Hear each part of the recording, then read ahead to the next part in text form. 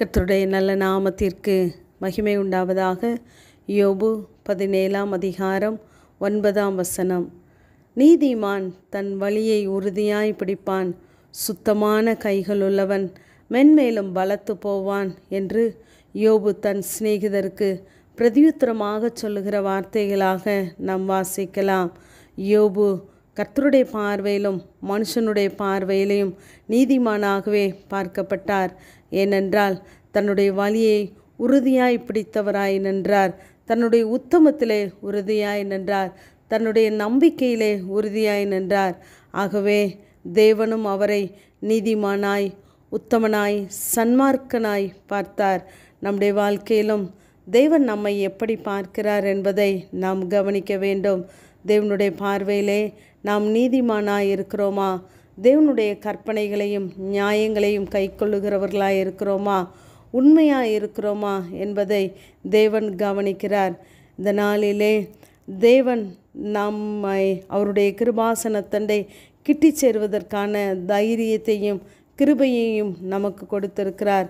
ஆகவே ஒவ்வொரு நாளும் நாம் தேவனோடு கூட சஞ்சரிக்கிறவர்களாய், தேவனோடு கூட இன்னும் கிட்டி சேருகிற அனுபவத்தை பெறுகிறவர்களாய் இருக்க வேண்டும். வேதாகமத்திலே தேவன் அநேகரை நீதிமானாய் அழைத்தார். ஆபிரகாமை, நோவாவை, யோசேப்பை என்று நாம் சொல்லிக்கொண்டே போகலாம்.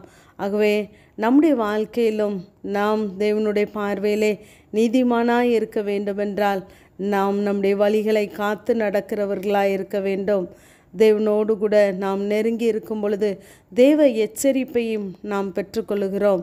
எபிரேயர் 11:7 நோவா தேவ எச்சரிப்பை பெற்றுக்கொள்கிறான் என்று பார்க்கிறோம். தேவனோடு கூட நெருங்கி வாழ்கிற ஒவ்வொரு மனிதருக்கும் தேவ எச்சரிப்பின் சத்தம் கேட்கப்படுகிறது. தேவன் நாம் வழி விலகி போகும்போதெல்லாம் தேவன் நம்மை எச்சரிக்கிறார். நமக்கு மற்றவர்கள் தீங்கு செய்யும் பொழுது அவர்களை தேவன் எச்சரிக்கிறவராகவே இருக்கிறார். நமக்காய் வழக்காடுகிற, நமக்காய் பரிந்து பேசுகிற நல்ல தேவன் நமக்கு உண்டு. யோசேப்பிடம் சொல்லுகிறார், ஏரோது பிள்ளையை கொலை செய்ய தேடுகிறான், ஆகவே பிள்ளையையும் அதன் தாயையும் கூட்டிக் கொண்டு போய்விடு என்று சொல்லி எச்சரிக்கிறார். யாக்கோப்புக்காக லாபானிடம் எச்சரிக்கிறார், நீ யாக்கோப்பிடம் நன்மையன்றி தீமை ஒன்றும் பேசாதபடிக்கு எச்சரிக்கையாயிரு என்று சொல்லுகிறார். ஆகவே நமக்காய் பரிந்து பேசுகிற தேவனுடைய சத்தத்தை நாம் கேட்கிறவர்களாய் இருக்க வேண்டும். தேவனுடைய பார்வையிலே நாம் நீதிமானாய் இருக்கும் பொழுது இப்படிப்பட்ட காரியங்களை தேவன் நமக்காக செய்கிறவராய் இருக்கிறார். நாம் நீதிமானாய் இருப்பதோடு மாத்திரமல்ல, நாம் தொடர்ந்து நீதியை செய்கிறவர்களாய் இருக்க வேண்டும். நோவாவை குறித்து நாம் பார்க்கும் பொழுது அவன் பேழைக்குள் அனுப்பப்படுவதற்கு முன்பதாகவே தேவன் அவனை நீதிமானாக பார்த்தார்.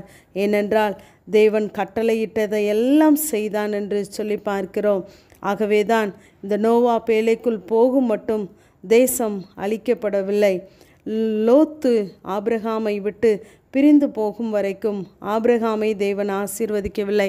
நம்முடைய வாழ்க்கையிலும் உலகத்தின் காரியங்கள் நம்மை ஒட்டி கொண்டு இருக்குமானால் அவை நம்மை விட்டு பிரியும் மட்டும் தேவன் நம்மை ஆசீர்வதிக்க முடியாது. ஆபிரகாமின் நாட்களிலே உண்டாக்கின துறவுகளை எல்லாம் மூடி போட்டார்கள். ஆனால் ஆபிரகாமின் உண்மையை கண்டு தேவன் ஈசாக்கை ஆசீர்வதித்தார். ஏசேக்கு சித்னா போன்ற எல்லாவற்றையும் முறியடித்து அங்கு ஒரு ரெகோபோத்தை உண்டாக்கினார். ஆகவே நம்முடைய வாழ்க்கையிலும் நாம் தேவனுக்கு நீதிமானாய் இருக்கும் பொழுது நம்மையும் நம்முடைய சந்ததியையும் அவர் பெருக பண்ண, பலத்து போக செய்ய அவர் உண்மையுள்ளவராகவே இருக்கிறார். ஆகவே நீதிமானாய் நம்மை தேவன் பார்க்க வேண்டுமென்றால் நாம் தேவனுக்கு முன்பதாக உறுதியாய் உத்தமர்களாய் இருக்க வேண்டும். மகா நீதிபரராகிய நம்முடைய தேவன் நம்முடைய பாதையை செவைப்படுத்த அவர் போதுமானவர். ஆகவே தேவனுக்கு முன்பதாக உத்தமமாயிருங்கள், தேவன் உங்களை இன்னும் பலத்து போகச் செய்வார். ஆமேன். ஜெபம். பிதாவாகிய தேவனே, குமாரனாகிய இயேசு கிறிஸ்துவின் நாமத்தின் மூலமாய் உடைய சன்னிதானத்தில் வருகிறேன்.